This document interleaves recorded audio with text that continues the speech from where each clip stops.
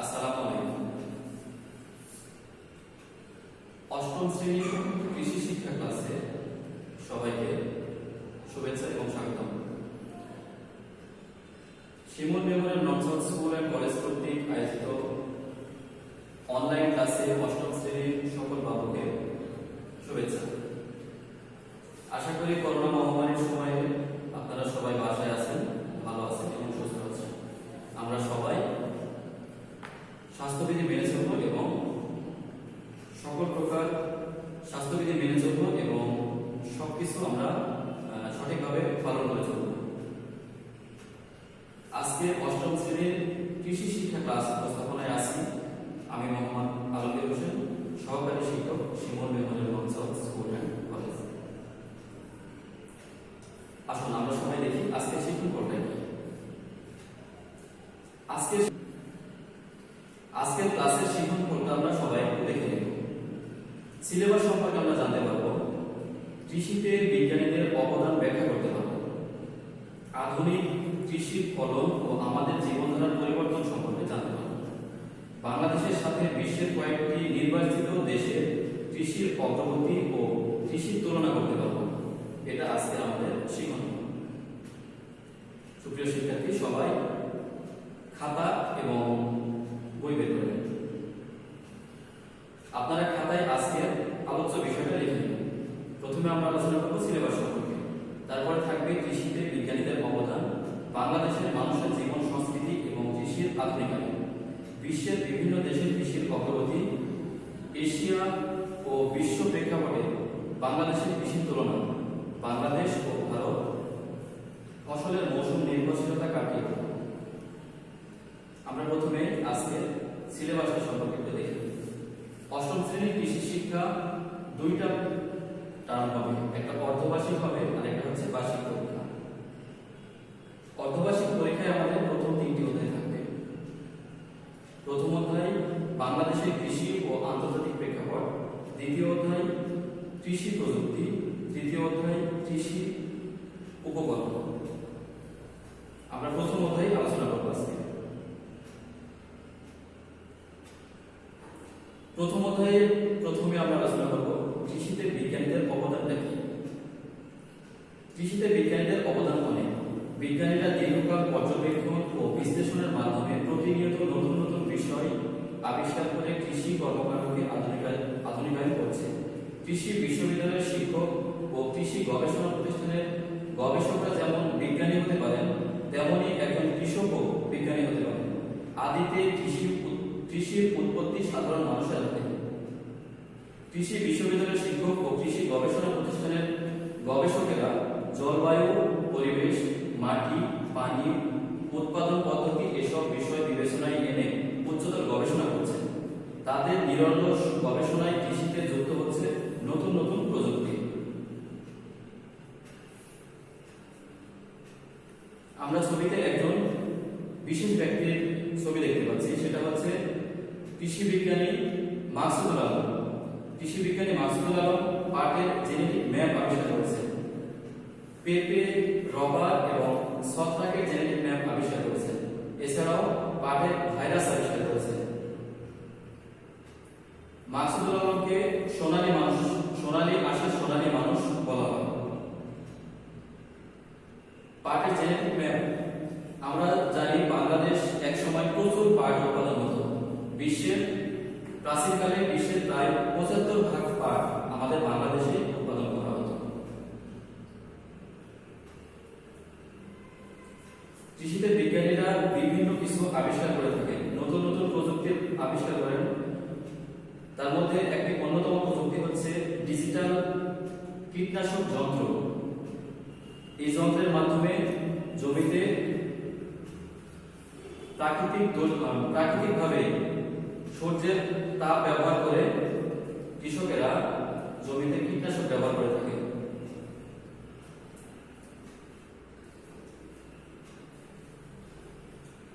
কৃষি গবেষণা প্রতিষ্ঠানের গবেষকরা বিজ্ঞানী হতে পারেন, এরকমই একজন কৃষকও বিজ্ঞানী হতে পারেন। একজন কৃষকের অনেক কিছু বিবেচনা করে কৃষিতে বিভিন্ন ফসল উৎপাদন করতে হয়। দীর্ঘকাল পর্যবেক্ষণ ও বিশ্লেষণের মাধ্যমে নতুন বিষয় কৃষির সাথে যুক্ত হচ্ছে।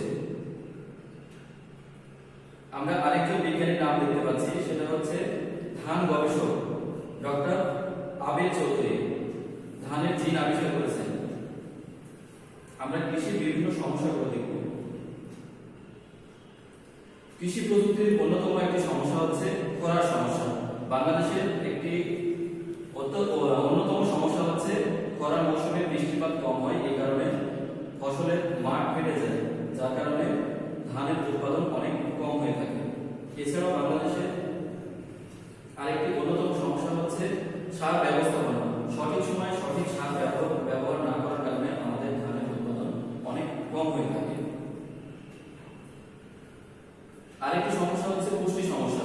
পুষ্টি সমস্যার কারণে সঠিকভাবে ধান গাছ বেড়ে উঠতে পারে না এবং ধান গাছ শুধু না, সকল ধরনের কৃষি উৎপাদনই ব্যাহত হয়। সঠিকভাবে পুষ্টির সমস্যা সমাধান না করার কারণে উৎপাদন অনেক কম হয়ে থাকে। লবণাক্ততার সমস্যা। বাংলাদেশের উপকূলীয় অঞ্চলগুলোতে যখন বন্যা হয় তখন সমতল ভূমিতে অনেক লোনা পানি আসার কারণে ফসলের মাঠে অনেক ক্ষতি হয়ে থাকে, যার কারণে অনেক ফসল উৎপাদন কম হয়ে থাকে। বন্যার সমস্যা। বাংলাদেশের অধিকাংশ এলাকায় সমতল ভূমি, এছাড়াও নিচু ভূমি আছে যেখানে বন্যার পরিমাণ বেশি হয়ে থাকে। বাংলাদেশের সমতল ভূমিতে বছরে অধিকাংশ সময় বন্যা থাকার কারণে ফসল সঠিকভাবে উৎপাদন হয় না, যার কারণে বাংলাদেশে অনেক ক্ষতি হয়ে থাকে।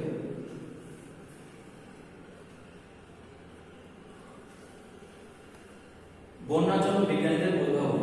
বন্যা কবলিত এলাকায় বাংলাদেশে বিধান 52 এবং বিধান 51 এই দুটি ধান উৎপাদন করা হয়ে থাকে। এই দুটি ধান বন্যার পানিতে দীর্ঘদিন পানির তলে থাকলেও দীর্ঘদিন জীবিত থাকতে পারে। এই দুটি ধান প্রায় পানির নিচে 10 থেকে 15 দিন টিকে থাকতে পারে। এই পানি নেমে যাওয়ার পরেও এই ধানগুলো আবার জীবিত হবে।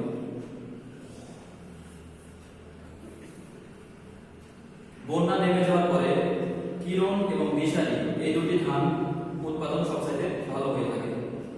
বাংলাদেশ ধান গবেষণা ইনস্টিটিউট এই দুটি ধান আবিষ্কার করেছেন। খরা ও লবণাক্ততার জন্য বিজ্ঞানীদের উদ্ভাবন। খরার সমস্যা বাংলাদেশের একটি অন্যতম সমস্যা। এই সমস্যার সময় সবচেয়ে বেশি উৎপাদন হয়ে থাকে বিধান 54 এবং বিধান 55। এই দুটি ধান সবচেয়ে ভালো হয়ে থাকে। খরা ও লবণাক্ততার জন্য বিজ্ঞানীদের আরো উদ্ভাবন হচ্ছে লবণাক্ততার সময় যে উপকূলীয় এলাকায় বিধান 47 এবং বিধান 45 এই দুটি ধান লবণাক্ততার এলাকায় সবচেয়ে ভালো হয়ে থাকে। মাটিতে লবণাক্ততার পরিমাণ বেশি থাকলেও এই ধানগুলো টিকে থাকতে পারে এবং উৎপাদন ভালো হয়। বাংলাদেশের মানুষের জীবন সংস্কৃতি এবং কৃষির আধুনিকায়ন। বাংলাদেশের মানুষের জীবন সংস্কৃতি এবং কৃষি এক সুতোতে গাঁথা। প্রাচীনকাল থেকে কৃষি ছিল এদেশের মানুষের অন্যতম অবলম্বন। সময়ের ধারাবাহিকতায় সেই প্রাচীন কৃষিতে দেখেছে আধুনিকতার ছোঁয়া। দ্বিতীয় বিশ্বযুদ্ধকালে সংঘটিত দুর্ভিক্ষের সময় সমগ্র দেশকে গ্রাস করে নেয়। ওই সময় ব্রিটিশ সরকার একটি যুগান্তকারী সিদ্ধান্ত নেয়। আসাম ও বাংলার জন্য ঢাকার শেরেবাংলা নগরে একটি কৃষি ইনস্টিটিউট, কুমিল্লায় একটি ভেটেরিনারি কলেজ ও ঢাকা বিশ্ববিদ্যালয়ে কৃষি অনুষদ খুলে ডিগ্রি পর্যায়ে কৃষি শিক্ষা চালুর ব্যবস্থা করে। 1961 সালে একটি কৃষি বিশ্ববিদ্যালয় স্থাপন করা হয়। পরবর্তীতে পাট, আখ, চা এর একক গবেষণা ইনস্টিটিউট যথাক্রমে ঢাকা, ঈশ্বরদী ও শ্রীমঙ্গলে স্থাপিত হয়। গাজীপুরে কৃষি গবেষণা ও ধান গবেষণা ইনস্টিটিউট স্থাপন করা হয়। বাংলাদেশ কৃষি গবেষণা ইনস্টিটিউট। বাংলাদেশ কৃষি গবেষণা ইনস্টিটিউট হচ্ছে জয়দেবপুর, ঢাকায় অবস্থিত।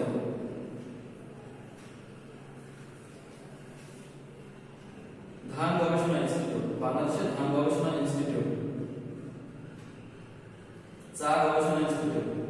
বাংলাদেশের শ্রীমঙ্গলে চা গবেষণা ইনস্টিটিউট অবস্থিত। পাট গবেষণা ইনস্টিটিউট।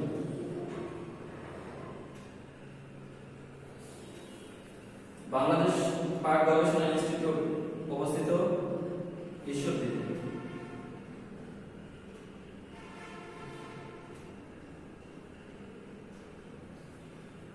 বাংলাদেশ ইকো গবেষণা ইনস্টিটিউট অবস্থিত পাবনায়। বিশ্বের বিভিন্ন দেশের কৃষির অগ্রগতি। আজকাল বিশ্বের দেশগুলোকে উন্নত ও উন্নয়নশীল দেশ হিসেবে ভাগ করা হয়। এই দেশগুলোকে আবার শিল্পোন্নত ও কৃষি প্রধান দেশ হিসেবে পরিচিত করা হয়। শিল্পোন্নত দেশগুলো কৃষিতে অনেক উন্নত। আমরা ছবিতে দেখতে পাচ্ছি বাংলাদেশের কৃষির বিভিন্ন দিক। ধান, কৃষকেরা ধান কেটে মাঠ থেকে নিয়ে যাচ্ছে এবং মাঠে গরু দিয়ে, প্রাচীন প্রযুক্তি গরু দিয়ে হাল চাষ করা হচ্ছে। স্বাধীন বাংলাদেশের কৃষির অগ্রগতি। স্বাধীন বাংলাদেশের যাত্রাকালে দেশে একটি কৃষি বিশ্ববিদ্যালয়, একটি কৃষি কলেজ, একটি ভেটেরিনারি ট্রেনিং ইনস্টিটিউট ও কয়েকটি কৃষি সম্প্রসারণ ট্রেনিং ইনস্টিটিউট ছিল। এখন 4টি কৃষি বিশ্ববিদ্যালয় এবং একটি ভেটেরিনারি বিশ্ববিদ্যালয় চালু আছে। এর পাশাপাশি সকল বিজ্ঞান ও প্রযুক্তি বিশ্ববিদ্যালয়, কৃষি ও পশুপালন অনুষদ চালু আছে। কৃষি বিশ্ববিদ্যালয়গুলোতে স্নাতকোত্তর ও পিএইচডি ডিগ্রি পর্যায়ে শিক্ষা সম্প্রসারণ আছে। বায়োটেকনোলজি বা জীবকোষ বিজ্ঞানে অগ্রগতি বাংলাদেশ কৃষিতে নতুন সম্ভাবনা দ্বার খুলে দিয়েছে। বাংলাদেশে বিজ্ঞানী কর্তৃক পাটের জেনেটিক ম্যাপ আবিষ্কার একটি উল্লেখযোগ্য ঘটনা, অর্থাৎ বাংলাদেশ কৃষির আধুনিকায়ন যুগের সূচনা হয়েছে। স্বাধীন বাংলাদেশের কৃষির অগ্রগতি। স্বাধীন বাংলাদেশের কৃষির সর্বপ্রথম আমাদের প্রাচীন প্রযুক্তি দিয়ে কৃষির যাত্রা শুরু হয়। প্রাচীনকালে বাংলাদেশের মানুষ সাধারণত গরু দিয়ে জমি চাষ করতেন, কিন্তু বর্তমানে বিভিন্ন প্রযুক্তির উদ্ভাবনের কারণে পাওয়ার টিলার মেশিনের মাধ্যমে জমিতে চাষ করা হয়। ট্রাক্টর এবং পাওয়ার টিলার এখন চাষ প্রযুক্তির একটি অন্যতম আধুনিক প্রযুক্তি। এশীয় ও বিশ্ব প্রেক্ষাপটে বাংলাদেশের কৃষির তুলনা। বাংলাদেশ, ভারত, চীন ও ভিয়েতনাম এই 4টি দেশ এশিয়া মহাদেশে অবস্থিত। এই দেশগুলোর মধ্যে ভৌগোলিক দিক থেকে যেমন কিছু সাদৃশ্য আছে, তেমনি কিছু বৈসাদৃশ্য আছে। এই 4টি দেশের প্রধান কৃষি উৎপাদন হচ্ছে ধান এবং জনগণ প্রধানত ভাত খেতে অভ্যস্ত। এদেশের মধ্যে চীন, ভারত এবং বাংলাদেশ অত্যন্ত জনবহুল দেশ, ভিয়েতনাম ততটা নয়। বাংলাদেশ ও চীনের কৃষির তুলনা। বাংলাদেশের কৃষি ব্যবস্থা। বাংলাদেশের কৃষিতে যখন পাওয়ার টিলার মানে আধুনিকতা ছোঁয়া লাগে, তখন চীনে আরো অত্যন্ত প্রযুক্তি ব্যবহার করা হয় এবং তারা ধান রোপণের জন্য মেশিন আবিষ্কার করে। এই দিক থেকে বাংলাদেশ অনেক পিছিয়ে আছে। বাংলাদেশ ও ভারতের কৃষি তুলনা দেখা যায়। বাংলাদেশের কৃষি ব্যবস্থায় যখন পাওয়ার টিলারের ব্যবস্থা, নতুন প্রযুক্তি যখন আবিষ্কার করা হয়, তখন ভারতে আরো বেশি উন্নত প্রযুক্তি তারা ব্যবহার করে এবং বীজ রোপণের জন্য তারা মেশিন ব্যবহার করে থাকে। বাংলাদেশ ও ভিয়েতনামের কৃষি তুলনা। বাংলাদেশের কৃষি ব্যবস্থায় যখন আধুনিকতা ছোঁয়া লাগে, তখন ভিয়েতনাম আরো উন্নত হয় এবং তারা বিভিন্ন প্রযুক্তির মাধ্যমে প্রাকৃতিকভাবে বিভিন্ন ক্ষেত্রে তারা উৎপাদন করে থাকে। ফসলের মৌসুম নির্ভরশীলতা কাটিয়ে ওঠা। ফসলের ক্ষেত্রে মৌসুম নির্ভরশীলতা কাটিয়ে ওঠার প্রধান কারণ হলো দিনের দৈর্ঘ্য সচেতনতা। এই দিবাদৈর্ঘ্য সংবেদনশীলতা দূর করতে বা কমিয়ে দিতে পারলে, অর্থাৎ একটি মৌসুম নির্ভর ফসলকে মৌসুম নির্ভর মুক্ত করতে পারলে ফসলটি যে কোনো মৌসুমে উৎপাদন করা যায়। ফলে কৃষক ও খুচরা বিক্রেতা উভয়ই বাড়তি পয়সা উপার্জন করতে পারে। ফসলের মৌসুম নির্ভরশীলতা কাটিয়ে ওঠার বিভিন্ন কৌশল। ফসল উৎপাদনের কৃত্রিম